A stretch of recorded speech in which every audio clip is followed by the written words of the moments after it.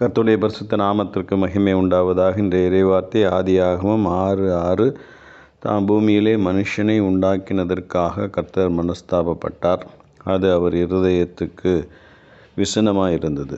Genesis 6:6. The Lord regretted that he made human beings on the earth and his heart was deeply troubled என்று வாசிக்கிறோம். தேவன் மனிதனை படைத்ததற்காக அவனுடைய நிலையை குறித்து மிகவும் வருத்தப்பட்டார். அது அவருக்கு மகிழ்ச்சியை கொண்டு வருவதாக இல்லை என்பதை நாம் கவனிக்கிறோம். துணிகரம் கொண்டு அவர்கள் பாவம் செய்தார்கள்.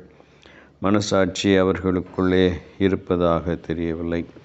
தாங்கள் செய்கிற பாவமான கொடூரமான காரியங்களை குறித்த குறைந்தபட்ச வருத்தமோ உணர்வோ அவர்களுக்குள் இல்லாதிருந்ததை நாம் கவனிக்க முடிகிறது. எனவேதான் கர்த்தர் மனஸ்தாபப்பட்டு விசனப்பட்டார்.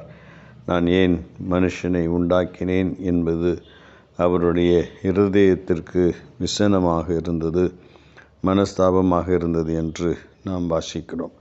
ஆகவே ஆண்டவர் விரும்பின அவருடைய நீதி நியாயம் விளங்க வேண்டிய இடத்திலே இருக்க வேண்டிய மனிதன் அதை தாறுமாறாக்கி தன்னுடைய சுய இஷ்டத்துக்கு நடக்க ஆரம்பித்ததினாலே இந்த விளைவு நிகழ்ந்தது என்பதை நாம் பார்க்கிறோம். அது ஆண்டவருக்கு விசனமாயிருந்தது.